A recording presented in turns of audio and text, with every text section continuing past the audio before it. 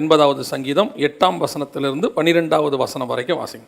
நீர் எகிப்திலிருந்து ஒரு திராட்சை கொடியை கொண்டு வந்து ஜாதிகளை துரத்திவிட்டு அதை நாட்டினீர், அதற்கு இடத்தை ஆயத்தப்படுத்தினீர். நல்ல கவனிங்க இந்த வசனத்தை. அதற்கு இடத்தை ஆயத்தப்படுத்தினீர், அது வேரூன்றி தேசமெங்கும் படர்ந்தது, அதன் நிழலால் மலைகளும் அதன் கிளைகளால் திவ்யமான கேதுருக்களும் மூடப்பட்டது.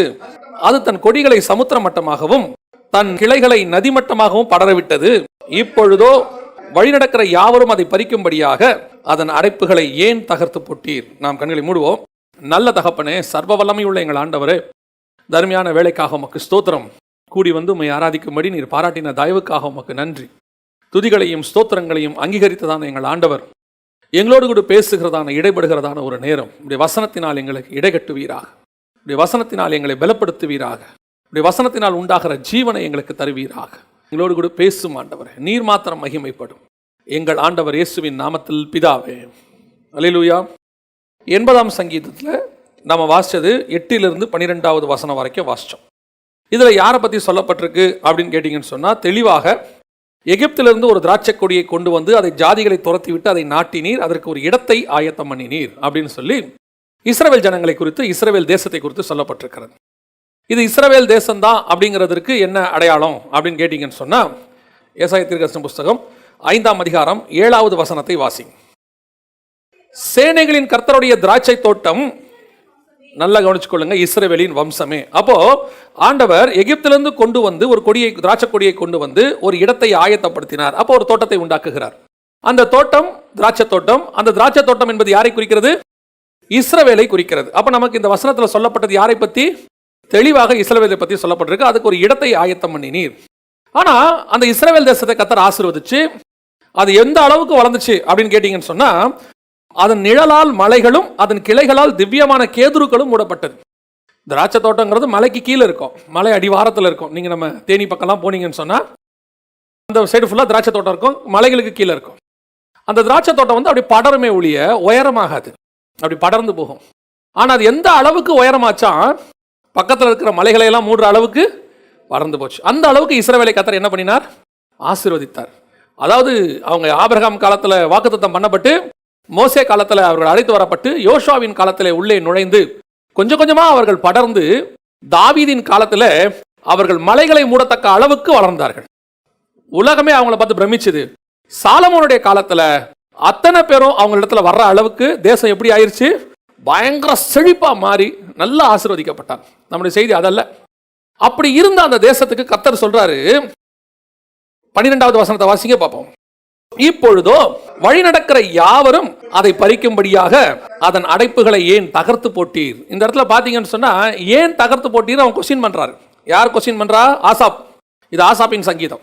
ஆசாப் கொஸ்டின் பண்றாரு, ஆண்டவரே நாங்க நல்லா செழிப்பா இருந்தோம், நல்லா ஆசீர்வதிச்சிங்க, திடீர்னு எங்களுக்குள்ள ஏன் இப்படி ஒரு டிராஜடியான காலம் நடக்குது? எங்களை சுத்தி இருக்கிறதான அடைப்புகள், பாதுகாப்பு, எங்களை சுத்தி ஒரு பாதுகாப்பு இருந்துச்சு, எங்க தோட்டத்துக்கு நீர் தான் பாதுகாப்பாக இருந்தீர். இப்ப நீங்க 5ஆம் அதிகாரம் 2ஆம் வசனத்தை வாசிங்க பார்ப்போம். ஏசாயா தீர்க்கதரிசனம் 5:2 வாசிங்க பார்ப்போம். அவர் அதை, அப்ப அந்த அடைப்புகளை அவர் தான் என்ன செஞ்சிருக்கிறாரு? வேலை அடைச்சு வச்சிருக்கிறாரு. அவர் தான் அந்த திராட்சை தோட்டத்தை உருவாக்கினார், எல்லாம் செஞ்சாரு. அப்ப திராட்சை தோட்டத்தை உண்டாக்குறது மட்டும் தேவனுடைய வேலை இல்ல, அது யாரு கையிலையும் போய் விடாதபடிக்கு, பறிக்கப்பட்டு விடாதபடிக்கு, அது மேய்ந்து விடாதபடிக்கு, நரிகளும் குழி நரிகளும் அதை என்ன செஞ்சிடக்கூடாது, சேதப்படுத்தி விடாதபடிக்கு கர்த்தர் என்ன பண்ணியிருக்கிறாராம்? வேலி அடைத்து பாதுகாத்து இருக்கிறார். ஆனா இங்க வசனம் சொல்றது, இப்பொழுதோ வழிநடக்கிற யாவரும் அதை பறிக்கும்படியாக அதன் அடைப்புகளை ஏன் தகர்த்து போட்டீர்? ஆசாப்புக்கு தெரியல, ஊழியக்காரனுக்கு தெரியல. திடீர்னு பார்த்தா வரவும் போறவங்க, அதுக்கு அடுத்த வசனம் பாத்தீங்கன்னா, காட்டு பன்றி அதை உழுது போடுகிறது, வெளியின் மிருகங்கள் அதை, ஒரு அருவருப்பான மிருகம் தான் பன்றி. வேதத்தை பொறுத்த வரைக்கும் அது என்ன மிருகம்? அருவருப்பான மிருகம்.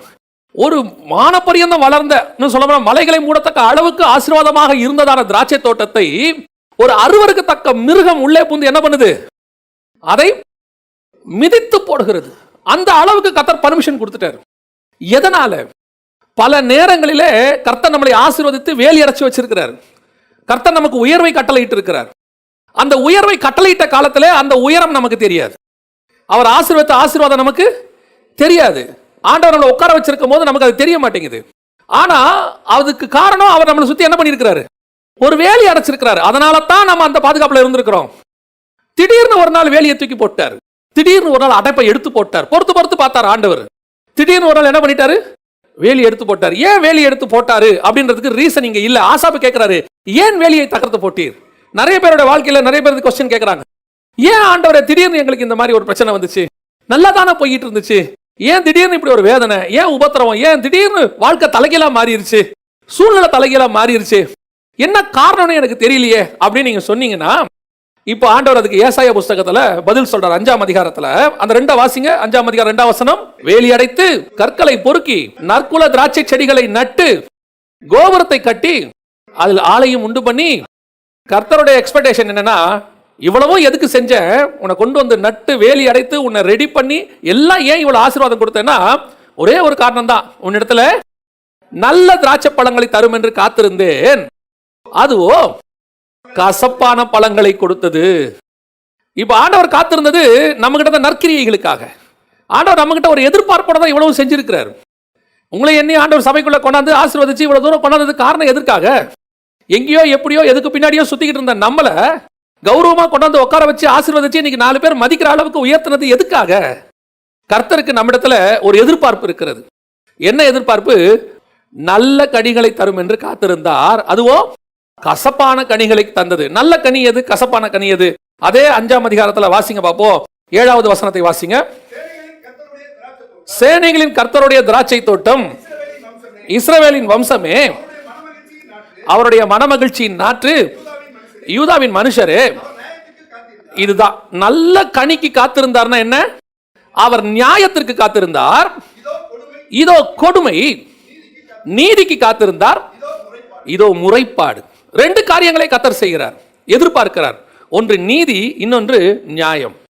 ஒரு ஆவிக்குரியவன் இடத்துல, ஒரு சபையின் இடத்துல, ஒரு திருச்சபையின் இடத்துல கர்த்தர் எதிர்பார்க்கிற எதிர்பார்ப்பு என்னவென்று சொன்னால், உங்களுடைய காணிக்கை, உங்களுடையதான நீங்க கொடுக்கக்கூடிய செலுத்தக்கூடிய தசமபாகம், இதெல்லாம் நீங்க நன்றி அறிதல் உள்ளவங்களா இருக்கிறதுக்காக ரிட்டர்ன் பண்றது.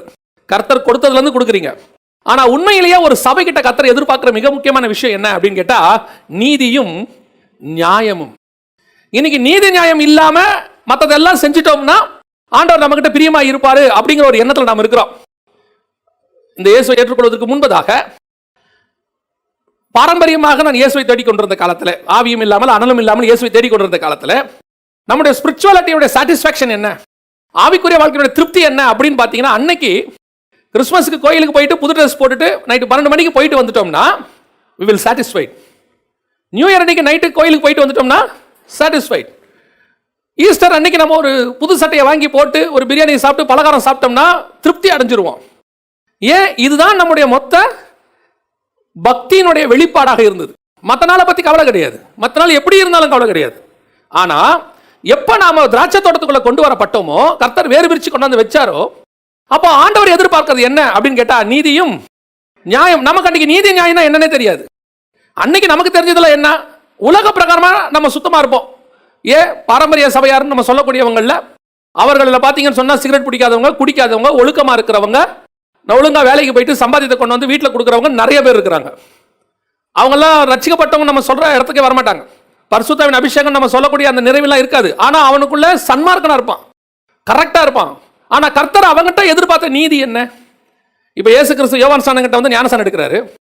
அவர் 30 வயசு வரைக்கும் பாவமே செய்யலன்னு வசனம் சொல்லுது. அவர் பூரண பரிசுத்தவானா இருந்தாரு. ஆனா அவர் சொல்றாரு ஞானஸ்நானம் எடுக்கும்போது, இப்பொழுது இடம் கொடு, இது எல்லாம் நீதிக்கும் ஏற்றதா இருக்கு.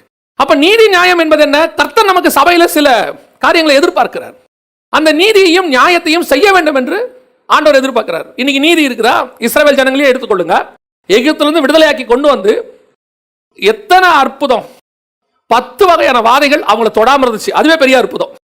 எகிப்தியரை தொட்ட வாதை யாரை தொடல? இஸ்ரவேலை தொடல. அதுவே பெரிய அற்புதம். இன்னைக்கு கொள்ளை நோய் வரும்போது எல்லாரையும் தொட்டு நம்மளை தொடலனால நமக்கு அதை எப்படி எடுத்துக்கிறோம்? பெரிய ஆசீர்வாதமா எடுத்துக்கிறோம்.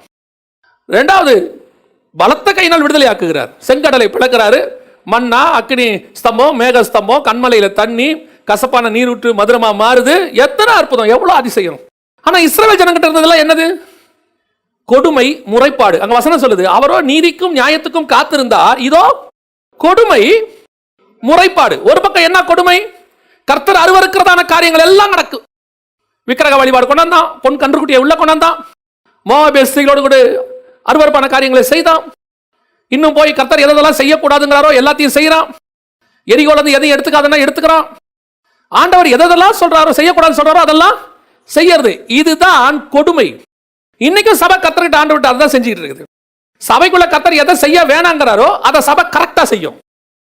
நிறைய பேர் என்ன நினைச்சுக்கிறாங்கன்னா, பாவம் என்பது என்ன? குடிப்பது, சிகரெட் பிடிப்பது, அப்புறம் தவறான உறவு, பாவம், இதுதான் சொல்றாங்க. இது மட்டும் இல்ல, இதெல்லாம் பேசிக். ரட்சிக்கப்படுறதுக்கு முன்னாடி இருந்துச்சு. சபைக்குள்ள வந்த பிறகு கொடுமை என்ன? கலாத்தியர் 5:18 22 வரைக்கும் நீங்க வாசிச்சு பாருங்க. அந்த இடத்துல ஆவியின் கனிக்கு முன்னாடி கர்த்தர் சொல்றாரு மாம்சத்தின் கிரியைகளாவன. இன்னைக்கு என்னென்ன இருக்குதுன்னு பாருங்க. சபைக்குள்ள உட்கார்ந்துக்கிட்டு ஆண்டவருக்கு விரோதமான என்னென்ன காரியங்கள் செய்யறோம்? பொருளாசை இருக்கு, கண்களின் இச்சை, ஜீவனத்தின் பெருமை, மாம்சத்தின் இச்சை, பொருளாசை. இங்க உட்கார்ந்துட்டு எல்லாம் தான் செஞ்சுட்டு இருக்கிறோம். ஆனா பேருங்க மனவாட்டி சபை. கர்த்தர் என்ன சொல்றாரு? மனவாட்டி சபை. என்ன பெரிய விஷயம் தெரியுங்களா? இஸ்ரவேல் ஜனங்கள் செய்த உடனே கர்த்தர் இமிடியேட்டா மோசேக்கு தெரியப்படுத்தினார். அவனுக்குள்ள இப்போ யோசுவா கிட்ட சொல்றாரு, ஆயி பட்டணத்தை பிடிக்க போறதுக்கு முன்னாடி பிடிச்சிட்டு வந்தா சமாடி விழுது. என்ன காரணம்? ஒருத்தன் உள்ளுக்குள்ள என்ன பண்ணிருக்கிறான்? தீட்டானதை வச்சிருக்கிறான். இன்னைக்கு கர்த்தர் அதை சொல்றது இல்ல. சொல்றதுன்னா என்ன அர்த்தம்? வெளிப்படையா சொல்றது இல்ல. ஏன்னா உள்ளுக்குள்ள ஆவியானவர் இருக்கும் போது ஆவியானவர் உணர்த்துறாரு. ஆவியானவர் உணர்த்தும் போது அந்த உணர்வை இன்னைக்கு நமக்கு போயிருச்சு. மனசாட்சியில் சூடுண்டவர்களாய் மாறுகிறோம். இன்னைக்கு கர்த்தர் சொல்றாரு, உனக்குள்ள பொருளாசை இருக்கு, மண்ணாசை இருக்கு, மற்ற ஆசைகள்லாம் இருக்கு, நீ இன்னும் உலகத்தை வெறுக்கல, சிலுவையை சுமக்கல, நித்திய ஜீவனை விரும்பல, இன்னும் நீ இவ்வளோ காரியங்கள் உலகத்தில் நடந்த பிறகும் உன்னுடைய பார்வை எதை நோக்கி தான் இருக்கு? உலகத்தை நோக்கி தான் இருக்கு, பாவத்தை நோக்கி தான் இருக்கு. இன்னும் நீ 25 வருஷம் கழிச்சு நீ பிளான் பண்ணிட்டு இருக்கிற, 50 வருஷம் கழிச்சு உள்ள பேரம் பேத்திகளுக்கு எல்லாம் பிளான் பண்ணிட்டு இருக்கிற. கர்த்தர் சொல்றாரு, இதுக்கு பேர் என்னது? கொடுமை. ஏன்? உன்னை கொண்டு போய் நான் பரலோகத்தில் நல்லா உட்கார வைக்கிறதுக்கு உன்னை ரெடி பண்ணி சபைக்குள்ள கொண்டு வந்தா நீ இன்னுமே எதை விட்டு வர மாட்டேங்கிற? அந்த உலகத்தினுடைய எண்ணத்தை விட்டு வர்றதுக்கு மனசே இல்லையே. 3.5 வருஷம் கூட உட்கார வச்சு அப்போஸ்தலர் உபதேசத்தை சொல்லி கொடுத்து அற்புத அடையாளங்களை நடத்தி உன்னை அப்படியே உருவாக்கி கொண்டு வந்தா நீ ரொம்ப சீப்பா 30 வெள்ளிக்காசுக்கு காட்டி கொடுத்துட்ட. 3.5 வருஷம் உன்னை உருவாக்குறோம், ஆண்டவர் உருவாக்கி இருக்கிறாரு. அவன் கையால் அற்புத அடையாளங்கள் நடக்குது. 2 பேரை அனுப்பும் போது அவனும் போயிட்டு வந்திருக்கிறான். அப்ப ஆண்டவர் சொல்றாரு, பேதுருகிட்ட சொல்லும் போது அவனும் தான் நிக்கிறான். நீங்கள் மறுஜன்ம காலத்திலே பூமியிலே ஜனங்களை நியாயம் தீர்க்கிறவர்களா இருப்பீர்கள். இவ்வளவும் கேட்கிறான். இவ்வளவு காரியங்கள் சொல்லப்படுது. எல்லாத்தையும் கேட்டுட்டு கடைசியா நீ எது மேல ஆசை வச்சுட்ட? 30 வெள்ளிக்காசு. கதை முடிஞ்சுல. இதான கொடுமை. ஆண்டவர் சொல்றாரு, அவன் மறுபடி பெறாது இருந்தால் நலமாயிருக்கும். இன்னைக்கு எத்தனை யூதாஸ் உட்கார்ந்துருக்கோம் நம்ம எல்லாரும்? இங்க உட்கார்ந்து இருக்கிறோமே, இன்னைக்கு பேசிட்டு இருக்கிறோம், ஆண்டவர் வந்தா ஃபர்ஸ்ட் போவோம் அப்படின்னு. இன்னும் உலகம் உள்ளுக்குள்ள இருக்கு. கர்த்தர் சொல்றாரு, கொடுமை. இத்தனை வருஷம் உனக்கு சொல்லியும் உனக்கு அந்த எண்ணம் போகலையே. இத்தனை வருஷம் சொல்லியும் மாம்ச கிரியை மாறலையே. இத்தனை வருஷம் சொல்லியும் சுபாவத்துல மாற்றம் வரலையே. அப்படி இருக்கும்போது கர்த்தர் சொல்றாரு, இது கொடுமை. 2வது முறைப்பாடு. இஸ்ரவேல் ஜனங்களுக்கு எவ்வளவு அற்புதம் செஞ்சாலும் முறையிட்டுக்கிட்டே இருப்பான். Not satisfaction. அவன் வாழ்க்கையில் என்ன இல்லை? திருப்தி என்கிற எண்ணம் இல்லை. மன்னா வருது, ஓ மன்னா கிடைச்சிருச்சு, காலையில் போனா சூப்பர், கொஞ்ச நாள் தான். அப்புறம் கேட்குறான், இதுதானா? ஒன்லி வெஜ்ஜு தானா? நான்வெஜ்ஜுக்கு வழி இல்லையா? அவனே தான் கேட்குறான். ஆண்டவர் எதை சொல்லும் போதும் அடுத்து அவனுக்கு என்னது? முறைப்பாடு. இத்தனை அற்புதம் செஞ்சு கூட்டு வந்திருக்கேன், தண்ணி இல்லாமல் சாவடிக்கு வா கூட்டு வந்தேன்னு கேட்குறான். எங்களை வழியில் சாவடிக்கு வா கூட்டு வந்தேன்னு கேட்குறான். இன்னைக்கு நம்ம எப்படி இருக்கிறோம்? ஒரு சின்ன பிரச்சனை வரட்டும், உடனே ஆண்டவர்கிட்ட முறைப்பாடு, உடனே ஆண்டவர்கிட்ட அவிசுவாசமான வார்த்தைகள். கர்த்தர் என்ன செஞ்கிறாரு? கர்த்தர் இருக்கிறாரா இல்லையானே தெரியலையே. கர்த்தருக்கு கண்ணு இருக்குதா இல்லையானே தெரியலையே. எல்லாத்தையும் பார்த்துக்கிட்டே இருக்கிறாரே. எனக்கு விரோதமா இப்படி பேசுறாங்க, கர்த்தருக்கு காது இருக்குதா இல்லையானே தெரியலையே. கர்த்தரை குருடாக்கி செவிடாக்கி கர்த்தரை நம்ம இல்லாத ஒரு ஆளாவே மாத்திட்டோம். ஆண்டவர் இருந்தா இப்படி நடக்காதுங்க. முறைப்பாடு. எப்ப கர்த்தர் உனக்கு கொடுத்ததுல உனக்கு திருப்தி வரலையோ, எப்ப நீ இன்னும் அதிகமா கர்த்தர்கிட்ட முறைப்பாடு பண்ணிட்டே இருக்கியோ, கர்த்தர் சொல்றாரு அது ஒரு கசப்பான கனி, சாப்பிட முடியாத கனி. இஸ்ரவேல் ஜனங்கிட்ட இருந்த அதே பாவம் தான் கொஞ்சம் குறை யார்கிட்ட இருக்குது? நம்ம கிட்ட இருக்கு. இன்னைக்கு ஆண்டவர் பார்த்துட்டே இருக்கிறாரு. ஒரு நாள் வந்தது, 80ஆம் சங்கீதத்தில் ஆசாபு கேட்கிறான், ஏன் எங்கள் அடைப்புகளை எடுத்து போட்டீர்? ஏசாயா புஸ்தகம் 5ஆம் அதிகாரம் 5ஆம் வசனம். இப்பொழுதும் நான் என் திராட்சை தோட்டத்துக்கு செய்வதை உங்களுக்கு அறிவிப்பேன், அதன் வேலியை எடுத்து போடுவேன், அது மேய்ந்து போடப்படும், அதன் அடைப்பை தகர்ப்பேன், அது மிதியுண்டு போகும். 80ஆம் சங்கீதத்தில் ஆசாப் கேட்கிறான், எங்கள் வேலியை ஏன் தகர்த்து போட்டீர்? எதனால எங்களுக்கு இந்த பிரச்சனை வந்துச்சு? போற வர காட்டு பண்ணியெல்லாம் எங்களை மேய்ஞ்சிட்டு போதே. தகுதி இல்லாதவெல்லாம் என்ன திட்டுறானே, என்னை விட கீழ்த்தரமானவெல்லாம் என்ன கேவலமா பேசிட்டு போறானே. ஏன் இப்படிப்பட்ட பன்னிகளுக்கு இடம் கொடுத்தீர் அப்படின்னு கேட்டா ஆசாப்புக்கு பதில் தெரியல. ஆசாப்புக்கு என்ன தெரியல? பதில் தெரியல. ஏன் இப்படி நடக்குது? ஏசாயா 5 வசனம் சொல்லுது, இத்தனை நாள் நான் உன்னை நட்டு வேலி அடைத்து கற்களை பொறுக்கி கிளைகளை நறுக்கி வேலி அடைத்து கோபுரத்தை கட்டி ஆலயம் உண்டு பண்ணி உன்னை எவ்வளவு அழகா வச்சிருந்தேன். உனக்கு கொடுத்ததுல நீ என்னவா இல்ல? திருப்தியா இல்ல. முறைப்பாடு. நீ உனக்கு கொடுக்கப்பட்ட சத்தியத்துக்கு நீ எப்படி இல்ல? உண்மையா இல்ல. கொடுமை. அதுக்கும் ஒரு லிமிட் தான் இருக்கு ஆண்டவருக்கு. ஆண்டவருக்கு ஒரு லிமிட் தான் இருக்கு, பார்த்துக்கிட்டே இருப்பாரு. இஸ்ரவேல் ஜனங்களா இருந்தாலும் சரி, நம்மளா இருந்தாலும் சரி, there is a limit for each and everything. ஆண்டவர் சொல்றாரு, வேலியை எடுத்து போடுவேன். நான் வேலியை எடுத்த உன் கதை முடிஞ்சு. நான் வேலி அடைச்சு வச்சிருக்கிறதுக்கு உனக்கு பாதுகாப்பு. நீ வேலி இருக்கிற வரைக்கும் நீங்க என்ன நினைச்சுக்கிறீங்க? யாரும் எதுவுமே செய்ய முடியாது. அதனால உள்ளுக்குள்ள உட்காந்துக்கிட்டு என்ன பண்ணிட்டு இருக்கிறோம்? கொடுமை, முறைப்பாடு. அதை நான் சொல்லுவேன். மோசேக்கும் யோசுவாவுக்கும் அதான் டிஃபரன்ஸ். இந்த மோசேங்கிற வேலி இருக்கிற வரைக்கும் இஸ்ரவேல் ஜனங்களுக்கு அந்த வேலியோட மேன்மை தெரியல. ஏன் தெரியுமா? எப்ப ஆண்டவர் உள்ள பூந்தவனங்களை ஏதாவது செய்யலாம்னு நினைக்கும் போதெல்லாம் இந்த வேலி என்ன பண்ணும்? அப்படி காத்துக்கிட்டு நிற்கும். என் பேரை கிறுக்கி போடும். அவங்கள விட்டுங்க, அவங்கள ஜனங்களை தொடாதீங்க. அப்போ இந்த மோசே இருக்கிற வரைக்கும் யாருக்கு மேன்மை தெரியல? உள்ள இருக்கிறவனுக்கு மேன்மை தெரியல. பாளையத்தில் வாதை வருது, உள்ள இருக்கிறவனுக்கு தெரியல. ஒரு குரூப் செத்துக்கிட்டு இருக்கு. இவன் சொல்றான், மோசே கர்த்தருடைய கோபம் மூண்டு விட்டது, தூப வர்க்கத்தை எடுத்துக்கிட்டு ஓடு. அந்த செத்தவங்களுக்கும் உயிரோடு இருக்கிறவங்களுக்கு நடுவில் யார் நிற்கிறான்? ஆரோன் நிற்கிறான்.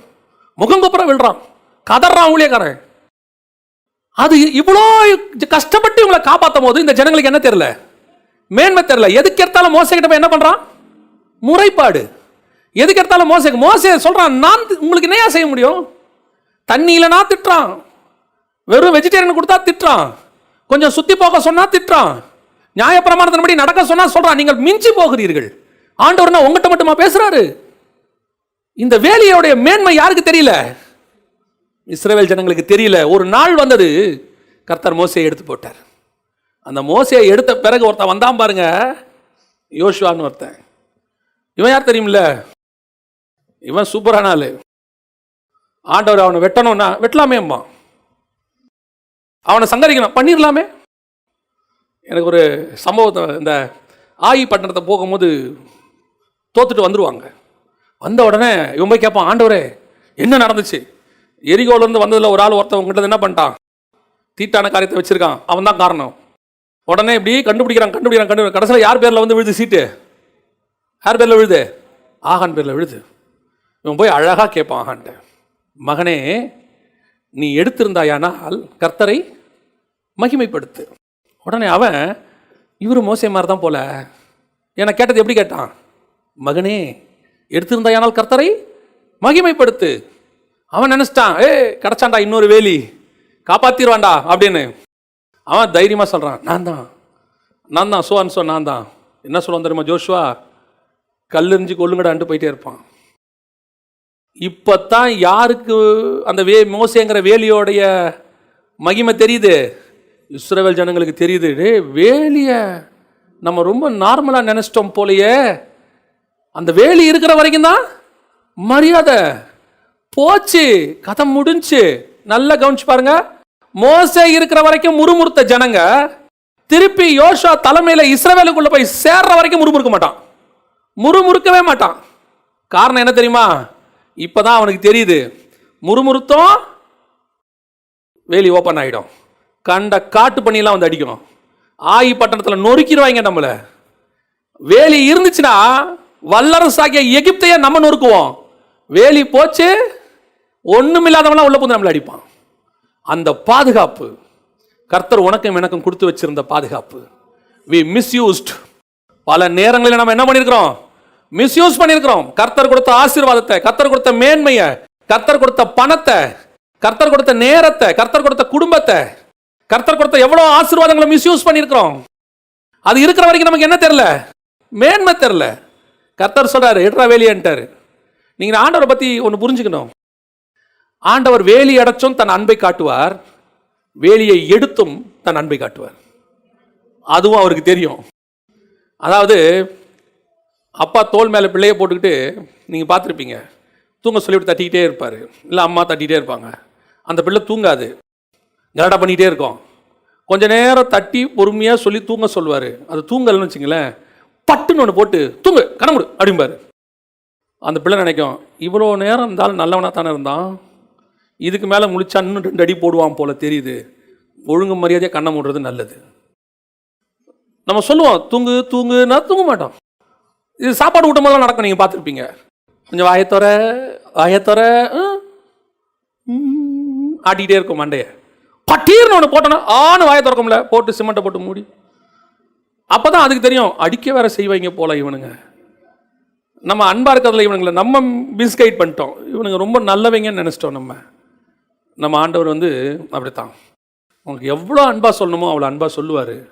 வேலி அடைச்சி பத்திரமா பார்த்துப்பார், உள்ளங்கையில் வச்சு தாங்குவார், கண்ணின் கருவழியாக பார்த்துப்பார், வஸ்திர தொங்கல்ல மூடுவார், சேட்டை பண்ண வேலியை தூக்கி விட்டு பண்ணி அனுப்பி விடுவார். பண்ணி வரும்போது தான் தெரியும், வேலி போச்சு போலையே, கர்த்தர் வேலியை தகர்த்து போட்டார். ஆசாபுக்கு 80ஆம் சங்கீதத்தில் என்ன தெரில, காரணம் தெரில, ஏண்டா வேலி எடுத்தாருன்னு தெரியலையே, நல்லா தானே போயிட்டு இருந்துச்சு எல்லாமே, மலைகளுக்கு மேலே எங்களை உயர்த்தினீங்களே, ஆசீர்வாதமாக வச்சிங்களே. சில நேரங்களிலே அதான் நடக்கும். நம்ம கொடுக்குறதான ஆசீர்வாதங்களிலே, நமக்கு கர்த்தர் வச்சிருக்கிற மேன்மைகளிலே, உயர்வுகளிலே நாம் அந்த கனத்தை புரிஞ்சிக்காம நம்ம என்ன செஞ்சிடறோம். இவன் என்ன பண்றான், ஆண்டவர் இவனை ஆசீர்வதிச்சு வானத்திலிருந்து தூதர் உண்ணுகிற உணவை கொண்டு என்ன செய்யறாரு, கொடுக்குறாரு. என்ன கொடுக்குறாரு, மன்னா உணவு கொடுக்குறாரு. இவன் சொல்றான், எகிப்தின் கொம்முட்டிக்காய் எப்படி இருக்கும் தெரியுமா? அடப்பாவி, நான் உனக்குன்னு கொடுத்த மன்னா எப்பேற்பட்டது தெரியுமா? வானத்திலிருந்து கொண்டாந்துருக்கிறேன், அற்புதம் அதிசயமா கொண்டாந்துருக்கிறேன். நான் ஒரு விளையாட்டுக்கு சொல்றேன், சீரியஸா சொல்லல, நீங்க தப்பா எடுத்துக்காதீங்க. ஒரு குவான்டிட்டி தான் ப்ரிப்பேர் பண்றோம்னு வச்சுக்கோங்க. இப்போ இஸ்ரவேலர்களுக்கு வானத்திலிருந்து மன்னாவை கொடுக்கணும்னா இந்த ப்ரிப்பேர் பண்ற வேலை யாருது?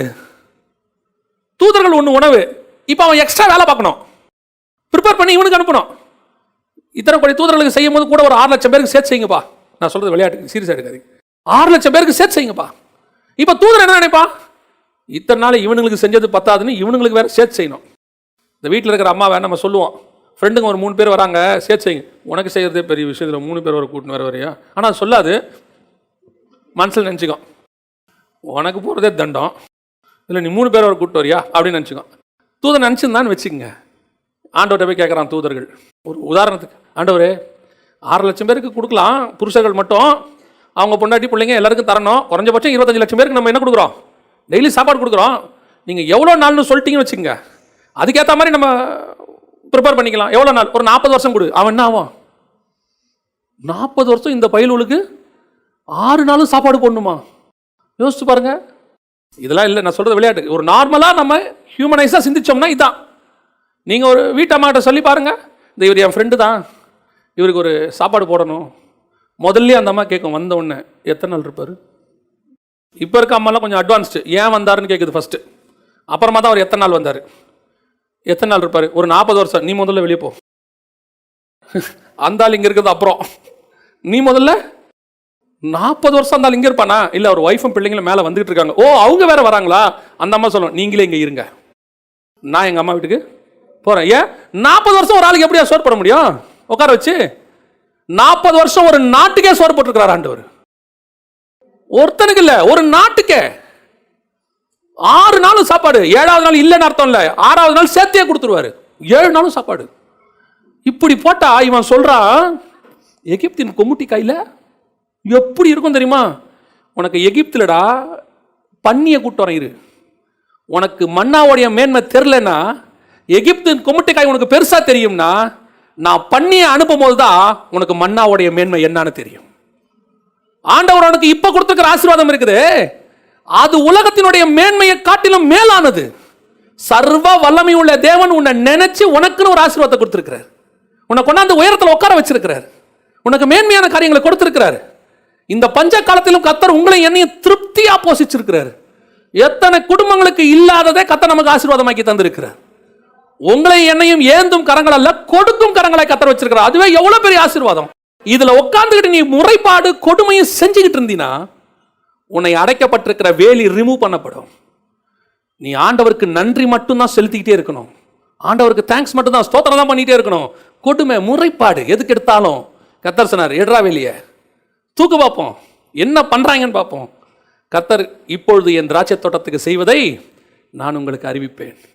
இஸ்ரவேல் ஜனங்கள் கர்த்தருடைய மேன்மையை இழந்து போனார்கள். சும்மா கேஷுவலா மோவாபிய ஸ்திரீகளை உள்ள கொண்டாந்தான், எகிப்து விக்கிரகத்தை உள்ள கொண்டாந்தான், எல்லா விதமான பாபேல் காரியங்களை உள்ள கொண்டாந்தான், எல்லாத்தையும் கொண்டாந்தான் உள்ள. சாலமோன்ல ஆரம்பிச்சு சிதேக்கியா வரைக்கும் எல்லாத்தையும் உள்ள கொண்டாந்தாங்க. கர்த்தர் பொறுத்து பொறுத்து பார்த்தார், கர்த்தர் வேலி எடுத்தார். தேசம் எங்கும் அவர்கள் என்ன செய்யப்பட்டார்கள்?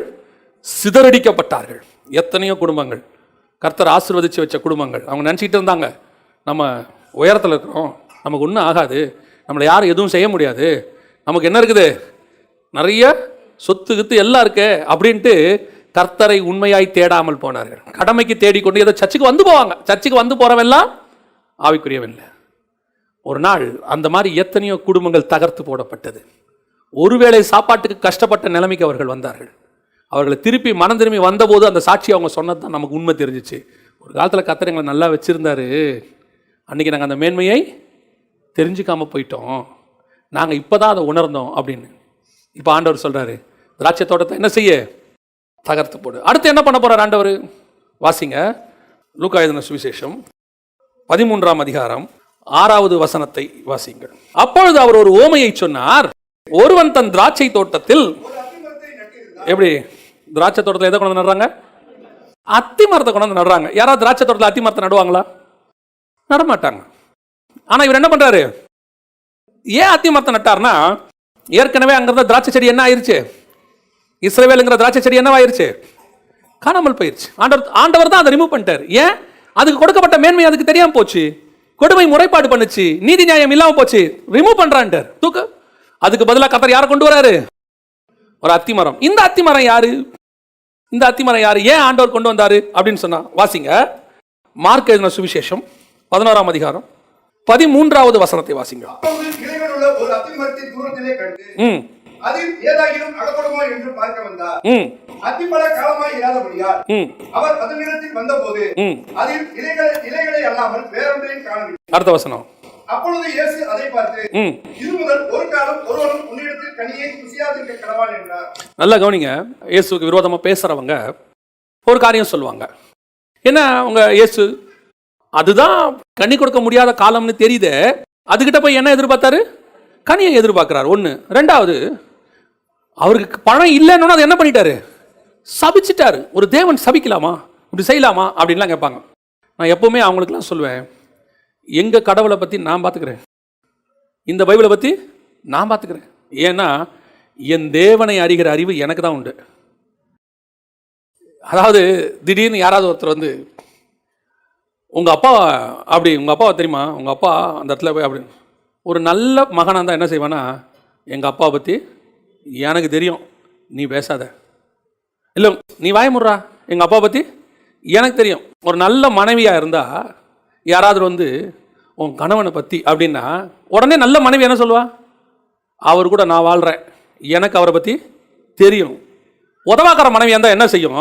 அவ கூட உட்காந்து கதை பேசும். அப்படியா, நிஜமாவா? இதெல்லாம் உருப்படாது, இதுவும் உருப்படாது, இது குடும்பமும் உருப்படாது. யாருக்கு முதல்ல கான்ஃபிடென்ட் வரணும்? அப்பாவை பற்றி சொல்லும் போது கான்ஃபிடென்ட் யாருக்கு வரணும்? மகனுக்கு வரணும். மனைவியை பற்றி சொல்லும் போது கான்ஃபிடென்ட் யாருக்கு வரணும்? கணவனுக்கு வரணும். அது யார் சொன்னாலும், மாமியாரே வந்து சொல்லும் போது, அம்மாவே வந்து சொல்லும் போது, உன் மனைவியை பற்றி தெரியுமா அப்படின்னா, தெரியும், நான் பார்த்துக்கிறேன், நான் செஞ்சுக்கிறேன் எல்லாம், அதான் உண்மை. அப்படித்தான் நான் சொல்லுவேன். யாராவது இயேசுவை பற்றி என்கிட்ட வந்து பாருங்க உங்கள் ஆண்டவர், ஓ என் ஆண்டவர் நான் பார்த்துக்கிறேன். ஏன்னா என் கர்த்தர் எவ்வளோ நல்லவர் என்பது எனக்கு தான் தெரியும். ஏன்னா நான் அவர் கூட 29 வருஷம் பழகியிருக்கேன். 29 × 365 × 24/7 அவர் எனக்கு நல்லவராகவே இருந்திருக்கிறார். ஒரு நாள் ஒரு நிமிஷம் கூட என் தேவன் எனக்கு கெட்டவராக இருந்ததே கிடையாது. அதனால் ஏன் ஆண்டவரை பற்றி சொன்னால் நான் ஒரு நாள் என்ன செய்ய மாட்டேன், ஒத்துக்க மாட்டேன். இப்போ இந்த விஷயத்துக்கு நான் வரேன், அதுக்கு தான் வரேன். ஏன் இயேசு இப்படி செய்தார்? நான் இந்த செய்தியை ஒரு இடத்துல எடுத்தபோது ஒரு பாஸ்டர் சொன்னார், பிரதர் எனக்குமே இப்போ தான் விஷயம் புரிஞ்சிச்சு, நானும் கூட வேற மாதிரி. ஓ இன்னும் நீ யாரை புரிஞ்சிக்கல? நம்ம ஆண்டவரை புரிஞ்சிக்கல. வசனம் சொல்லுது, இயேசு கிறிஸ்துவை அறிகிற அறிவு. பிலிப்பியருக்கு எழுதும் போது பவுல் எழுதுறாரு, இயேசு கிறிஸ்துவை அறிகிற அறிவுக்கு நான் தேவனை அறிகிற அறிவுன்னு இருக்கு. அதான் ரொம்ப முக்கியம். ஏன் ஆண்டவர் இப்படி நடந்துக்கிட்டாரு? நல்லா தெரிஞ்சுக்கொள்ளுங்க. நம்ம ஆண்டவராக இயேசு கிறிஸ்து உட்கார்ந்தாலும் அதுக்கு ஒரு காரணம் இருக்கு, நின்னாலும் ஒரு காரணம் இருக்கு, அவர் திரும்பி பார்த்தார்னா அதுக்கு ஒரு காரணம் இருக்கும். ஏன்னா இது பைபிளில் அவர் செய்கிற ஒவ்வொரு விஷயத்துக்கு பின்னாடியும் பயங்கரமான ஸ்பிரிச்சுவல் மீனிங் இருக்கும். அதான் நம்ம ஆண்டவர். எல்லாரும் நின்று தான் பேசுவாங்க. இப்போ நாங்கள் கூட எப்படி தான் பேசுகிறோம், நீங்கள் எல்லாம் உட்காந்து கேட்குறீங்க, அப்படி தானே? இயேசுநாதர் மட்டும் பாருங்க உட்காந்து தான் பேசுவார். எங்கே வேணாலும் பாருங்க உட்காந்து தான் பேசுவார். லூக்கா எழுதின சுவிசேஷம் 5ஆம் அதிகாரத்தில் 2 படகு இருக்கும். அந்த படகுல 2 படகுல சொல்லுவார், இதை கொஞ்சம் கொடுப்பா, நான் பிரசங்கம் பண்ண போறேன். படகில் ஏறி உட்கார்ந்து. ஏன் இயேசு எல்லா இடத்துலையும் உட்கார்ந்து பேசுறாருன்னா அதுக்கு ஒரு ரீசன் இருக்கு, பைபிள் இருக்கு, காரணம் இருக்கு. அவர் உட்கார்ந்து பேசுறதுக்கு ஒரு காரணம் இருக்கு. அந்த பைபிள் கூட நீங்க படிச்சு பாருங்க, தேவன் உட்காரத்துக்கு முன்னாடி ஒரு ரீசன் இருக்கும். அதே மாதிரி தான் சொல்றேன், அவர் பார்த்தாலும் ஒரு ரீசன் இருக்கும், அவர் திரும்பினார்னா ஒரு ரீசன் இருக்கும். இப்போ நம்ம இதுக்கு வருவோம். ஏன் இங்க சபிச்சாரு அப்படின்னா, அவர் இப்போ எங்க இருந்து எங்க போறாருங்கிறது ரொம்ப முக்கியம். இந்த அத்திமரம் எங்க இருக்கு அப்படின்னு கேட்டீங்கன்னா, இந்த அத்திமரம் வழி அருகே இருக்கிற ஒரு அத்திமரம். எங்க இருந்து அவர் எங்க போயிட்டு இருக்கிறார்? இப்போ எருசலேமுக்கு போயிட்டு இருக்காரு, இன்னும் எருசலேமுக்கு போகல. அப்ப இந்த அத்திமரம் எங்க இருக்கு? எருசலேமுக்கு வெளியே, மகாராஜாவின் நகரத்திற்கு வெளியே. எருசலேம்ல தான் தேவாலயம் இருக்கு. அப்ப இது தேவாலயத்துக்கு வெளியே இருக்கிற அத்திமரம். அப்ப இது புறஜாதியாருக்கான அடையாளம். பைபிள்ல பாத்தீங்கன்னா, கூடாரத்தை அவர்கள் நடுவிலிருந்து எடுத்து புறம்பே போட்டான். அப்படின்னா என்ன அர்த்தம்னா, தேவனுடைய ஆசீர்வாதமும் வாக்கு தத்தமும் இப்ப இஸ்ரவேலுக்கு நடுவில் இருந்து எங்க போயிருச்சு? புறஜாதியாருக்கு போயிருச்சு. இயேசு கிறிஸ்து எருசலேமுக்கு புறம்பே சிலுவையில் அறையப்பட்டார். பலியாகிற ஆட்டுக்குட்டியை புறம்பே, மிருகத்தை எங்க செய்வாங்க? புறம்பே. அதுக்கு என்ன அர்த்தம்? உடன்படிக்கை புறஜாதியாருக்குரியது. தேவாலயத்துல ஆசாரிப்பு கூடாரத்துல ஒரு பலி நடக்கும். ஆனா பஸ்கா ஆட்டுக்குட்டி எங்க தான் அடிக்கப்படும்? புறம்பே அடிக்கப்படும். அதோட அர்த்தம் என்ன? இது புறஜாதியாருக்காக உலக தோற்றம் முதல் நியமிக்கப்பட்ட ஆட்டுக்குட்டி. அப்போ இவர் வெளியே இருக்கிற அத்திமரத்தை தான் என்ன செய்யறாரு? சபிக்கிறார். இது எந்த அத்திமரம்? புறஜாதியார் என்கிற அத்திமரம். நீங்களும் நானும். நம்ம ஒரு நாள் வழி அருகே இருந்தோம், நமக்கு வேலியே கிடையாது. புரியுதா? நம்மளை போற வரவெல்லாம் என்ன பண்ணுவான்? கல்லடிச்சிட்டு போவான். போற வர நாயெல்லாம் காலத்துக்கு என்ன செய்யும்? கேவலப்படுத்திட்டு போகும். ஒரு நாள் இயேசுவை ஏற்றுக்கொள்கிற வரைக்கும் நீங்களும் நானும் எப்படி இருந்தோம்? அப்படிதான் இருந்தோம். நான் சொல்றது, நல்ல படிப்பு இருந்துச்சு, பணம் இருந்துச்சு, எல்லாம் இருந்துச்சு. ஸ்பிரிச்சுவலி நம்ம எப்படி இருந்தோம்? அடுத்தவர்களால் கேவலப்படுத்துகிற இடத்துல தான் நம்ம இருந்தோம். நமக்குள்ள அப்படி ஒரு காரியம் தான் இருந்துச்சு. இப்ப ஆண்டவர் எருசலேமுக்கு போக போறாரு. பலியாக உள்ள போகணும், எருசலேமுக்குள்ள நுழையணும். நுழையறதுக்கு முன்னாடி உள்ள காலகட்டம் தான் இந்த அத்திமர காலகட்டம். அதாவது இஸ்ரவேலுக்கு உடன்படிக்கை ஏற்படுவதற்கு முன்பதாக உள்ள காலகட்டம், நியாயப்பிரமாணத்துக்கு முன்னாடி உள்ள காலகட்டம் புறஜாதியார் காலம். ஆதாம்ல இருந்து எந்த காலம் வரைக்கும்? நோவா வரைக்கும் உள்ள, ஆபிரகாம் வரைக்கும் உள்ள காலம். இந்த காலம் புறஜாதியார் காலம்னு பேரு, மனசாட்சி காலம். இப்போ ஆண்டவர் அந்த காலத்துல அந்த இடத்துல வந்து அத்திமரத்துல என்ன கேட்கிறாரு? ஒரு கனியை தேடுறார். கனி கொடுக்க முடியாத காலத்தில் கனி கொடுக்கிறது. இப்போ ஆதாம்ல இருந்து ஆபிரகாம் வரைக்கும் என்ன கிடையாது? பிரமாணம் கிடையாது. நீதினா என்னன்னு தெரியாது. ஏன்னா பவுல் சொல்றாரு, நியாய பிரமாணம்னு ஒண்ணு வந்ததுனால தான் எனக்கு பாவம்னாலே என்னன்னு தெரிஞ்சிச்சு. அப்போ அந்த காலத்துல மனசாட்சி படி தான் பாவம்லாம், மனசாட்சி படி உண்மையா இருக்கணும். இப்போ பார்க்கிறாரு பூமியை. 6ஆம் அதிகாரம் ஆதியாகமத்துல பூமி எப்படி இருக்குது? கொடுமையினால் நிறைந்திருந்தது. பூமி எப்படி இருந்தது? சீர்கேடாக இருந்தது. கர்த்தர் மனுஷனை உண்டாக்கினதற்கு மனஸ்தாபப்பட்டார். ஆனால் இந்த கனி கொடுக்க முடியாத ஒரு காலத்தில் நோவாவுக்கோ கர்த்தருடைய கண்களில் கிருபை கிடைத்தது. ஏன் அப்படின்னா, நோவாவின் வம்ச வரலாறு, நோவா தேவனோடு கூட சஞ்சரித்து கொண்டிருந்தான். அவன் நீதிமானாக இருந்தான். பூமி எப்படி இருக்கு? பூமி எப்படி இருக்கு? சீர்கேடு. பூமி எதனால நிறைஞ்சிருக்குது? கொடுமையினால. பூமி எப்படி இருக்குது? அழிக்கிற நிலைமையில இருக்கு. கனி கொடுக்க முடியாத ஒரு காலம். ஆனால் அதுக்கு நடுவுல ஒரே ஒரு கனி இருக்கிறது. அந்த கனி தான் யாரு? நோவா என்கிற கனி. இப்பதான் புறஜாதியார் காலத்தை ஆண்டவர் பார்க்கிறாரு, அதுல கனிகள் ஒன்றும் இல்லை. இப்போ புறஜாதியார் காலம் என்ன செய்யப்படுகிறது? சபிக்கப்படுகிறது. 2000 வருஷமா ஆண்டவர் புறஜாதியார் என்ன பண்ணி வச்சிருந்தாரு? தள்ளி வச்சிருந்தாரு.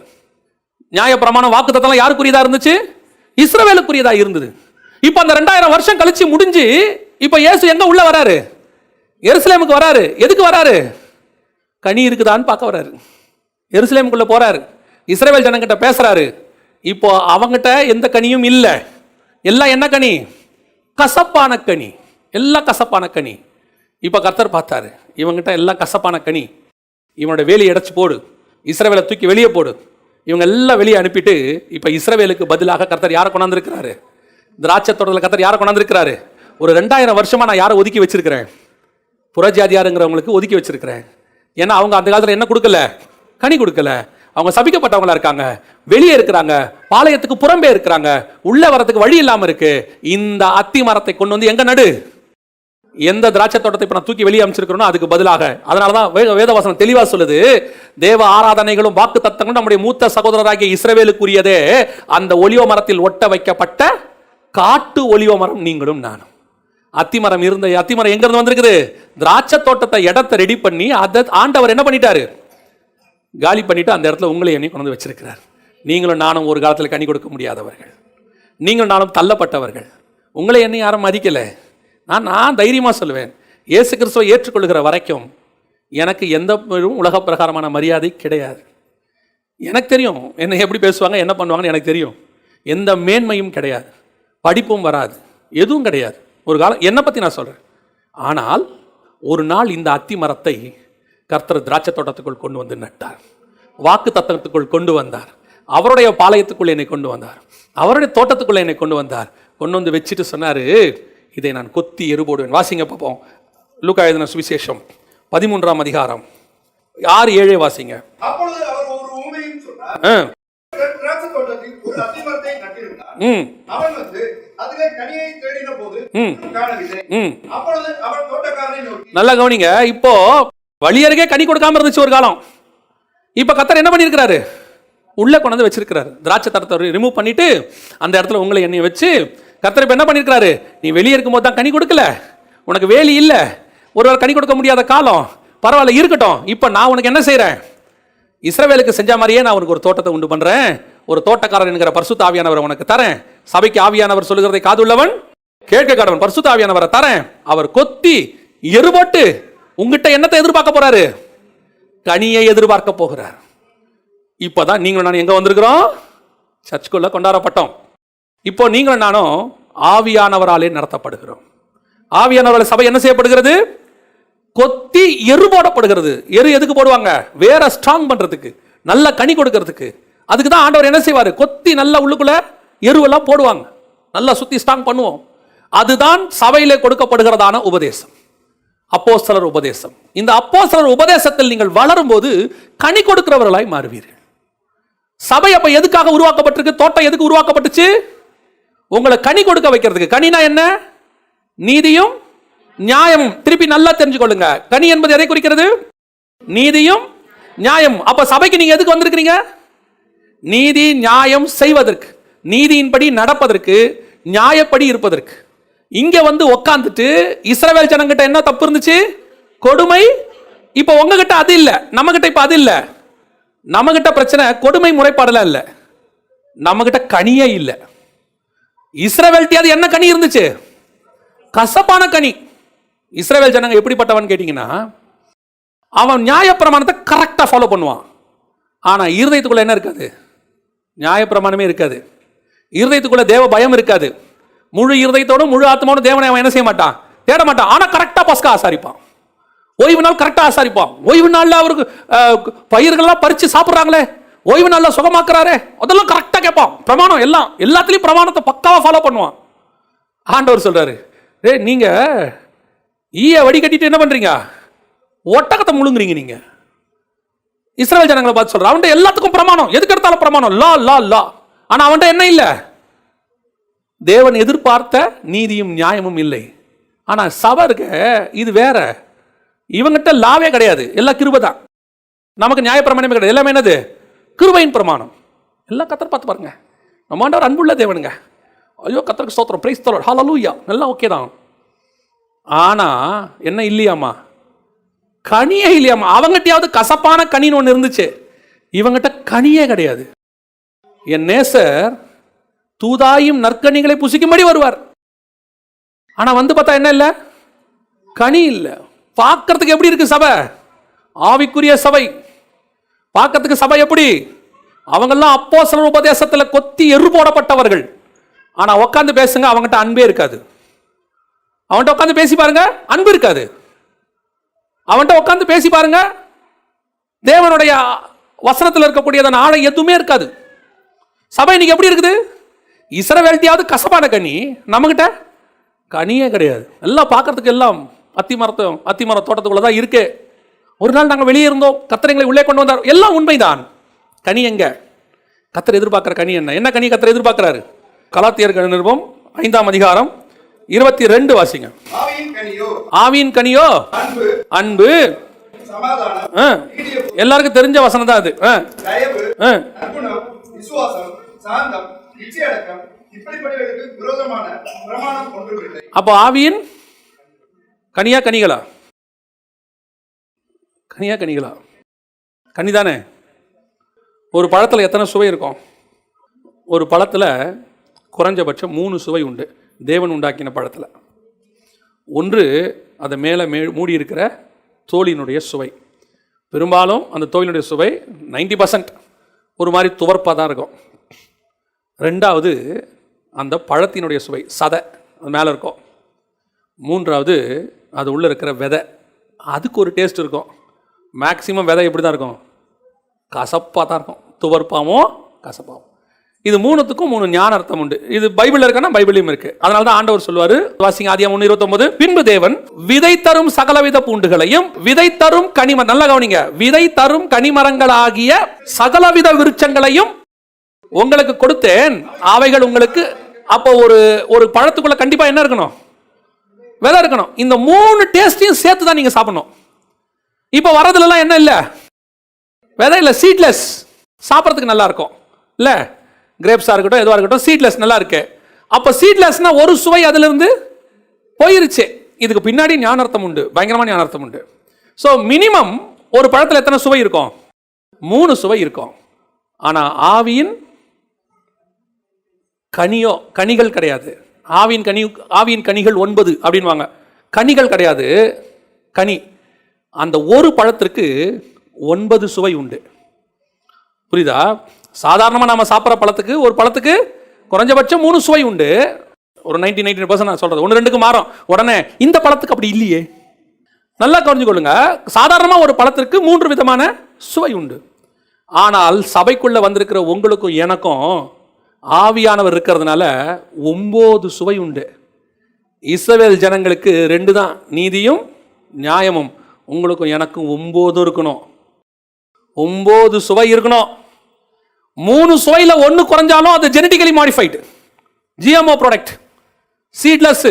விதை எடுத்தாச்சுன்னா அது நேச்சர் கிடையாது, ஆர்கானிக் கிடையாது. அது என்னது? Genetically modified. அதை மனுஷன் கையை வச்சுட்டான், மனுஷன் உள்ள பூந்துட்டான். மனுஷனுடைய கிரியையினால அது விதை இல்லாம போய் இப்போ அது என்னவாயிருச்சு? கர்த்தர் சிருஷ்டிப்பு போயிருச்சு. இப்போ குறைபாடோட வருது. எல்லா பழமும், சிக்கனுக்கு கண்ணெல்லாம் குறைபாடு. என்னதுனால? சீட்லெஸ். ஆனா ஆவியின் கனி உனக்குள்ள இருக்கும்போது நீ ஒருவேளை மாம்சத்தை நுழைப்பாயானால் இந்த 9 சுவையில் 1 போனாலும் நீ ஜெனட்டிக்கலி மாடிஃபைட், நீ ஸ்பிரிச்சுவலி மாடிஃபைட். உனக்குள்ள 9 சுவையும் இருக்கணும். அந்த 9 டேஸ்ட்ல 1 போச்சினாலும் உன்னுடைய பழத்தில் ஏதோ பிரச்சனை இருக்குன்னு அர்த்தம். உனக்குள்ள ஏதோ மாடிஃபை ஆயிருச்சு. நல்லா தெரிஞ்சுக்கொள்ளுங்க, ஜெனட்டிக்கலி மாடிஃபைடு ஆர்கன்ஸை கர்த்தர் அழிச்சு போடுவார். ஏன்னா அது சீர்கேடு. கர்த்தர் உண்டாக்குனதுல ஒரு சீர் இருக்கு. அது என்னது? விதையோட இருக்கிற கனிமரங்களாகிய விருட்சங்கள். அப்புறம் கர்த்தர் உண்டாக்கினது 3 இருக்கும், கண்டிப்பா விதை இருக்கும். அப்ப விதை இல்லாம ஒன்று வருதுன்னா அது கர்த்தர் உண்டாக்கினது இல்லை, கர்த்தர் அதை கொண்டு வரல. அப்ப அதை கர்த்தர் எதுக்குள்ள கொண்டு வர மாட்டாரு? பிரமாணத்துக்குள்ள கொண்டு வர மாட்டாரு, அது அழிக்கப்படும். அதே மாதிரி தான் பரிசுத்த ஆவியை பெற்றிருக்கிற நீங்கள் 9 சுவையை உடையவரும் இருக்கணும். அதுல 1-2 இல்லாவிட்டால் கூட நீங்க அந்த நேசர் புசிக்கிற கனிக்கு நீங்க வரமாட்டீங்க, சபை வராது. இப்ப கர்த்தர் பார்க்கிறாரு, இன்னும் கனி என்ன ஆகல, வளர்ந்து வரல. அவர் சொல்றாரு, இன்னும் 1 வருஷம் இருக்கட்டும், நான் பார்க்குறேன், இன்னும் 1 வருஷம் இருக்கட்டும்.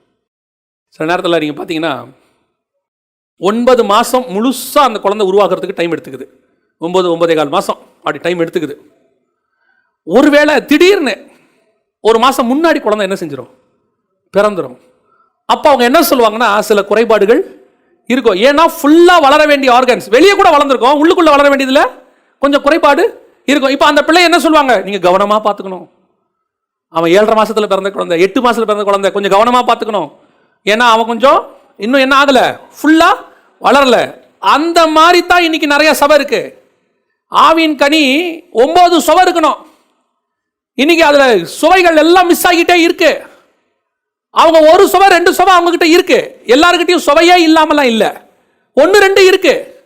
அந்த 1-2 வச்சுக்கிட்டு 7 இல்லாத குறையா அவங்களுக்கு தெரியல. ஏன்? எங்ககிட்ட தான் அன்பு இருக்குது, அன்பு இருக்கு, மிச்சம் கீழே இருக்கிறதெல்லாம் எங்க? சாந்தம் எங்க? இச்சை அடக்கம் எங்க? நீடிய பொறுமை எங்க? நற்குணம் எங்க? ஒரு சிலர் நீடிய பொறுமை, அமைதி, சாந்தம், அப்படியே கம்முன்னு இருப்பாங்க. ஆனா இச்சை அடக்கம் இருக்காது. கண்களின் இச்சை இருக்கும், மாம்சத்தின் இச்சை இருக்கும். ஆனா எப்படி உட்காந்துருப்பான்? சாந்தம், என்ன திட்டாலும் கம்முன்னு இருப்பான். நம்ம சொல்லுவோம்,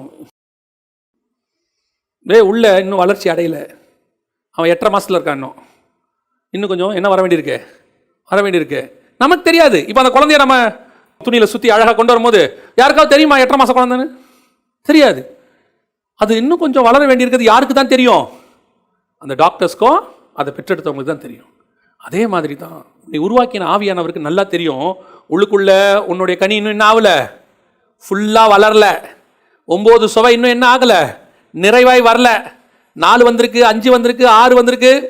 ஒரு சிலருக்கு 1 தான் இருக்கு, ஒரு சிலருக்கு 2 தான் இருக்கு. இதை வச்சுட்டு ஒப்பேத்திர குரூப் ஒன்று இருக்கு. புரியுதா? அந்த 2 சுவையும் 3 சுவையும் வச்சுக்கிட்டே வாழ்நாளெல்லாம் ஒப்பேத்திர ஒரு குரூப் இருக்கு. நாங்களும் தோட்டத்தில் இருக்கிற அத்தி மரம் தான், நாங்களும் கனியெல்லாம் கொடுக்குறோம். அதை பறிச்சு இப்படி பார்த்தா என்ன, ஒரு பக்கம் ஒண்ணுமே இல்லையே, இந்த பக்கம் பார்த்தா நல்லா இருக்கு. பார்த்துருக்கீங்களா? சிலருடைய ஷர்ட்டை பின்பக்கம் பார்த்துருக்கீங்களா? பார்த்தது இல்லையா? முன்னாடி நீட்டாக அயன் பண்ணி இருக்கும் தெரியுமா, பின்பக்கம் பாருங்க சுருக்கமாக இருக்கும். ஏன்னா அவன் எங்கேயோ உட்காந்துட்டு சாஞ்சிட்டு வந்திருப்பான், அது என்னவா இருக்கும், சுருக்கமாக இருக்கும். ஆனால் நேட்டை வந்து நிற்கும் போது எப்படி இருப்பான், நீட்டாக இருக்காரு. நம்ம ஒரு ரவுண்ட் அடித்தா தான் சாருக்கு பின்பக்கம் சுருக்கமாக இருக்க தெரியும், முன்னாடி பார்க்கும்போது நல்லா இருக்கு. அவன் எங்கே உட்காந்துட்டு ஏந்திச்சாங்கிறத நம்ம பின்னாடி பார்த்தா தானே தெரியும், முன்னாடி இருக்கிற வரைக்கும் நமக்கு தெரியாது. சிலர்லாம் என்ன பண்ணுவோம் தெரியுமா, நமக்கு பின்பக்கத்தை காட்டவே மாட்டான் கட்சி வரைக்கும். நம்ம நினச்சிப்போம் பவ்யம், நமக்கு முன்னாடி இப்படியே தான் போவான். சோத்திரம், பிரைஸ் தி லார்ட். என்ன பவ்யம், நமக்கு பின்பக்கத்தை காட்டினா தாண்டா அவன் கதை தெரியும் உனக்கு. சிலருடைய பின்பக்கம் நமக்கு தெரியாது, நம்ம நினச்சிட்டு இருக்கோம் முன்னாடி சாந்தம், எப்படி இருக்காரு, அயன் பண்ணி நீட்டா, சபையிலேயே அவர் தான்.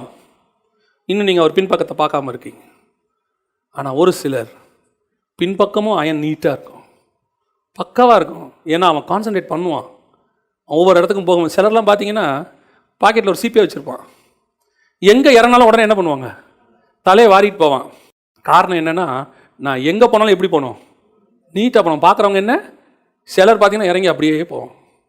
அவனை பார்க்கும்போது நமக்கு தெரியும், ரொம்ப அலைஞ்சிட்டு வந்தீங்க போலையே, டயர்டாக இருக்கீங்களோ, ஏன் முடியெல்லாம் கலைஞ்சிருக்கே. அப்புறம் தான் அவனே பார்ப்பான், ஓ. சிலர் தன்னை சரி பண்ணிக்கிட்டே இருப்பாங்க, கரெக்ட் பண்ணிக்கிட்டே இருப்பாங்க.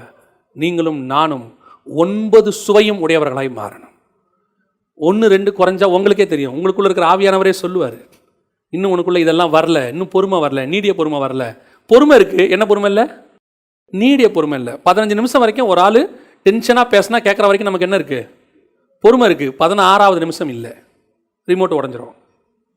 நம்ம பொறுமையின் அளவு எவ்வளவு, 15 நிமிஷம் தான். அந்த 15 நிமிஷத்துக்குன்னு ஆண்டவர் ஒரு ஆளை ரெடி பண்ணியிருப்பார்.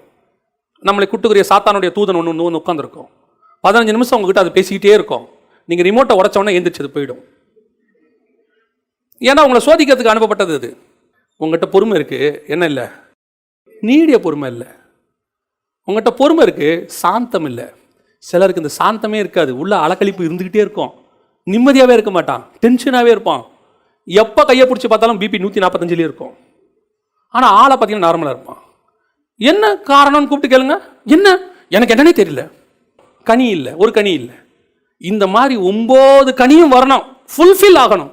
அப்பத்தான் அந்த நேசர் உன் கனியை புசிக்க முடியும், அப்பதான் நீ அந்த தோட்டத்தில் சேர்க்க முடியும். தேவன் உன்னை தோட்டத்தில் வச்சதுக்கு அதுதான் காரணம். அவங்கிட்ட எதிர்பார்த்தது என்ன கனி, நல்ல கனி. உங்கள்கிட்ட எங்கிட்ட எதிர்பார்க்கறது கனிகள் இல்லை, கனி 9 சுவையோடு இருக்கிற ஒரு கனி. கடைசியாக ஒருவேளை அவர் அவ்வளவும் எதிர்பார்த்து கொத்தி எரு போட்டு ரட்சித்து 20 வருஷம் 30 வருஷம் ஆயும் நீ மனம் திரும்பல அப்படின்னா என்ன நடக்கும், நான் சொல்லிட்டு முடிக்கிறேன். வாசிங்க 8ஆம் வசனம் 9ஆம் வசனம். அதற்கு அவன், இது இந்த வருஷமும் இருக்கட்டும், எரு போடுவேன், கனி கொடுத்தால் சரி, கொடாவிட்டால் இனிமேல் இதை வெட்டி போடலாம் என்று சொன்னான். The last chance, the last chance. இஸ்ரவேலுக்கு ஒரு சான்ஸ் கொடுக்கப்பட்டது. கர்த்தர் பொறுத்து பார்த்தார். பொறுத்து பார்த்தார். இது கனி கொடுக்கும் 2000 வருஷம் பொறுத்தார். கனி கொடுக்கல, எட்ரா வேலியன்ட்டாரு. வேலியை தகர்த்து போடுவேன். வேலியை தகர்த்து போட்டோன்னு என்ன ஆச்சு? பன்னியெல்லாம் வந்து மிதிச்சு போட்டு நாசம் பண்ணுச்சு. இப்போ கர்த்தர் சொன்னார், சரி பரவாயில்ல, இவனை விடு, நான் ஏற்கனவே ஒரு மரத்தை என்ன பண்ணிட்டேன், சபிச்சிட்டேன், அதை கொண்டா புராஜாதியாருக்கு ஒரு காலத்தை கொடுப்போம், அவனுக்கு ஒரு 2000 வருஷம் கொடுப்போம், அவன் என்ன பண்ணுறான்னு பார்ப்போம். இப்போ நமக்கு 2000 வருஷம் முடிய போகுது. இந்த 2000 வருஷமா கர்த்தர் என்ன பண்ணியிருக்கிறாரு? கொத்தி எரு போட்டிருக்கிறாரு. இப்போவும் கர்த்தர் சொல்றாரு, இன்னும் ஒரு விஷயம் நான் பார்க்கட்டும். கனி கொடுத்தால் சரி, வருகை வரைக்கும் தான் சான்ஸ் சபைக்கு. வருகை வரைக்கும் தான் கர்த்தர் கொத்தி எரு போடுவார். வருகை வரைக்கும் தான் உனக்கு எனக்கு கர்த்தர் வாய்ப்பு கொடுத்திருக்கிறார். வருகை வரைக்கும் தான் கர்த்தர் பொறுமையா இருப்பார். அதற்கு பிறகு ஆண்டவருடைய பொறுமை முடிவுக்கு வரும். கர்த்தர் சொல்வாரு, அவனுக்காவது என்ன சொன்னாரு? வேலியை தகர்த்து போடுவேன், பண்ணிய விடுவேன்னாரு. நம்மளை வெட்டி என்ன சொல்றாரு? கனி கொடுத்தால் சரி, கொடாவிட்டால் இனிமேல் இதை வெட்டி போடலாம். வெட்டி எங்க போடுவாங்க? நல்ல கனி கொடாத மரங்கள் எல்லாம் வெட்டுண்டு அக்கினியில் போடப்படும். நியாய தீர்ப்புக்கு நேரா போயிடும். கர்த்தருடைய பொறுமைக்கு என்ன இருக்குது? ஒரு அளவு இருக்கு. சபைக்கு 2000 வருஷம் டைம் முடிய போகுது. ஆவியின் கனியை கர்த்தர் என்னிடத்திலும் எதிர்பார்க்கிறார். அந்த கலாத்தியர் 5ஆம் அதிகாரத்தை போய் அப்புறம் படிச்சு பாருங்க. அந்த 9 சுவையும் என்கிட்ட இருக்குதா? அந்த 9 சுவைக்குரியதான குணாதிசயம் எனக்கு இருக்கா? எதுல நான் குறைவுபடுறேன், அதை எங்கிட்ட வேணும் ஆண்டவரேன்னு கேளுங்க. ஆண்டவர்கிட்ட கேளுங்க, எனக்கு அது வேணும் ஆண்டவரே. ஏன் இங்க மனுஷனுக்கு முன்னாடி அந்த கனி இருக்குது இல்லைங்கிறது வேற. வெட்டி போடுற ஒருத்தர் வரப்போறாரு. அதுக்கப்புறம் வெட்டி போட்டுட்டாருன்னா இஸ்ரவேலுக்காவது இன்னொரு தடவை ஒரு வாய்ப்பு இருக்கு. உபத்திரவ காலத்துல உங்களுக்கும் எனக்கும் நல்ல கனி கொடாத மரங்கள்லாம் வெட்டுண்டு அக்கினியில் போடப்படும். க்ளோஸ் பண்ணி போட்டுருவார். ஃபினிஷ். ஸோ நமக்கு ஆண்டவர் நல்ல வாய்ப்பு கொடுத்துருக்கிறாரு. நம்ம ஆல்டர்னேட்டா வந்திருக்கிறோம். யாருக்கு ஆல்டர்னேட்டா வந்திருக்கிறோம்? இஸ்ரவேலுக்கு ஆல்டர்னேட்டா. அவனை பண்ணிய விட்டவர் நமக்கு ஒரு வாய்ப்பு கொடுத்துருக்கிறாரு. வேலி அடைச்சிருக்கிறாரு, கொத்துறாரு, எரு போடுறாரு. நமக்கு ஒரு தோட்டக்காரர் ஒன்று பரிசுத்த ஆவியானவர். அவர் இன்னும் எதிர்பார்த்துக்கிட்டு இருக்கிறாரு. இவங்ககிட்ட என்ன கிடைக்கும்? ஆவியின் கனி கிடைக்கும் என்று சொல்லி. ஆவியின் கனி உடையவர்களாக நம்ம இருக்கிறோமா? சுய பரிசோதனை நாம பண்ண போறோம். நம்ம எல்லாம் எழுந்திருப்போம் தேவ சமூகத்தில். வேதம் சொல்லுது, நம்மை நாமே நிதானித்து அறிந்தோமானால் நாம் நியாயம் தீர்க்கப்படும். உங்களை ஆராய்ந்து பாருங்க. ஆவியின் கனி உங்களுக்குள்ள இருக்கா? ஆவியானவர் முதல்ல இருக்கிறாரா? வசனம் சொல்லுது, ஆவியானவர் துக்கப்பட்டு போயிட்டாராம். எபேசியர் 4:30 வாசிக்கிறோம். மீட்கப்படும் நாளுக்கென்று முத்திரையான பரிசுத்த ஆவியை துக்கப்படுத்தாதிருங்கள். இன்னைக்கு பரிசுத்த ஆவியை துக்கப்படுத்துகிற அளவுக்கு தான் சபை போயிட்டு இருக்குது. சபைக்குள்ள பரிசுத்த ஆவியானவரை வேதனைப்படுத்துறது, பரிசுத்த ஆவியானவர் ஏண்டா இவனுக்குள்ள வந்தோன்னு நினைக்கிற அளவுக்கு செய்யறது.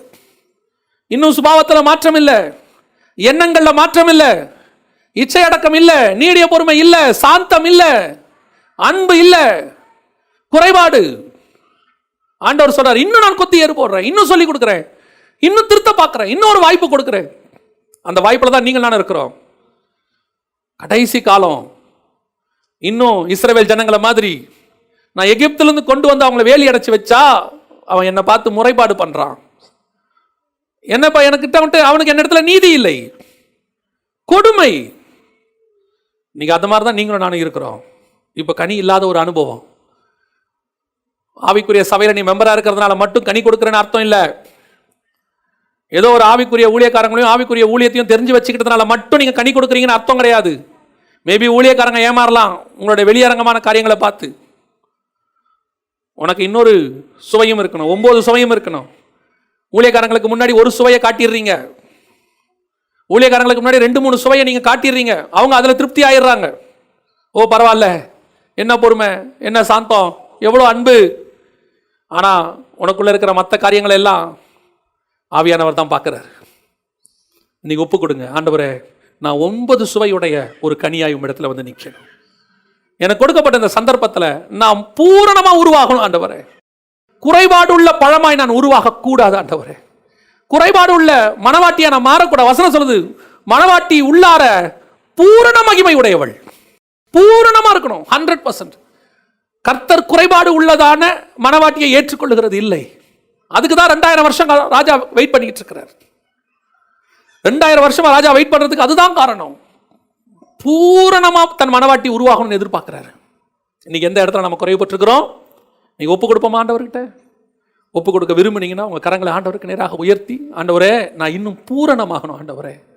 நான் 9 சுவையுடைய அந்த கனியா மாறணும் ஆண்டவரே. கசப்பான கனியை நான் கொடுத்துடக்கூடாது ஆண்டவரே. முறைப்பாடு கொடுமையை நான் பண்ணிடக்கூடாது ஆண்டவரே. இஸ்ரவேல் ஜனங்க செஞ்ச மாதிரி நாங்களும் செஞ்சிடக்கூடாது ஆண்டவரே. எங்க சபை மணவாளனுக்கு ஏற்ற மணவாட்டியாய் மாறணும் ஆண்டவரே. ஒப்பு கொடுத்து ஜெபம் பண்ணுவோமா? சர்வ வல்லமை உள்ள எங்கள் தகப்பனே, இந்த அருமையான வேலைக்காக உமக்கு ஸ்தோத்திரம். நீர் வரும்போது நீர் எங்களை பார்த்து பூரண மகிமையுடைய மணவாட்டின்னு சொல்லணும் ஆண்டவரே. எங்க குறைபாடுகள் எல்லாம் இப்பவே நிவர்த்தி பண்ணணும், இன்னும் சரி பண்ணணும், இன்னும் நாங்க சரியாகணும் ஆவியானவரே. அதுக்கு தான் சபைக்கு வந்திருக்கிறோம். எங்களை சரி பண்ணுங்கப்பா, எங்களுக்கு கொத்தி எருபோடுங்கப்பா. எந்தெந்த இடத்துல கொத்தணுமோ அங்கங்க எங்களை கொத்துங்க. எங்க கிளைகளை நறுக்குங்க, மிஞ்சி போகிற கிளைகளை எல்லாம் நறுக்குங்கப்பா. எங்களை சுத்தி இருக்கிற கற்களை பொறுக்கி போடுங்க ஆண்டவரே. ஆண்டவரே, நாங்கள் எப்படியாவது கனி கொடுக்கிறவர்களாய் மாறணும் ஆவியானவரே. இஸ்ரவேலுக்கு இருந்த அந்த நெகட்டிவான டெஸ்டிமனி எங்களுக்கு வந்துடவே கூடாது ஆவியானவரே.